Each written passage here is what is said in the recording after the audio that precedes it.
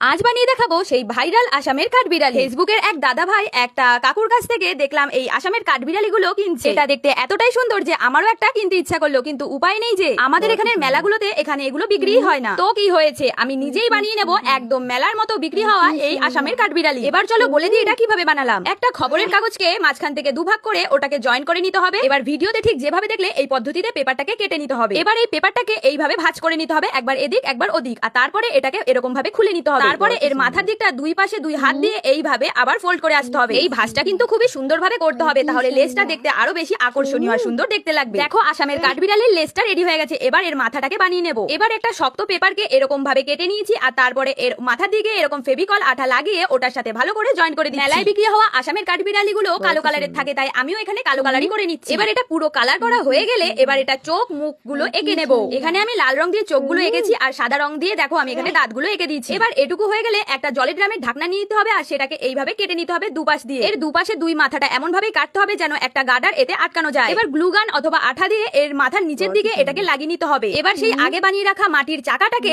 এরকম ভাবে সুতো দিয়ে পেঁচিয়ে নিতে হবে। এবার অবশ্যই সেটাকে শুকিয়ে নিতে হবে, আর তারপরে দেখো ওর ভিতরে যে দুটো ছিদ্র করেছিলাম সেই ছিদ্র দুটোর ভিতর থেকে এইভাবে গার্ডার গুলোকে ভরে ওই যে জলের ঢাকনার যেটা কেটে রেখেছিলাম সেটার সাথে জয়েন করে নিতে হবে। এবার এটা জয়েন করা হয়ে গেলে ঠিক মাথা বরাবর একটা ছিদ্র করে ওই যে সুতোটা সেটাকে বের করে নিতে হবে ওপর দিক থেকে। তাহলেই তৈরি হয়ে যাবে আসামের কাঠবিড়ালি। তোমাদের কেমন লাগলো অবশ্যই জানাতে ভুলো না।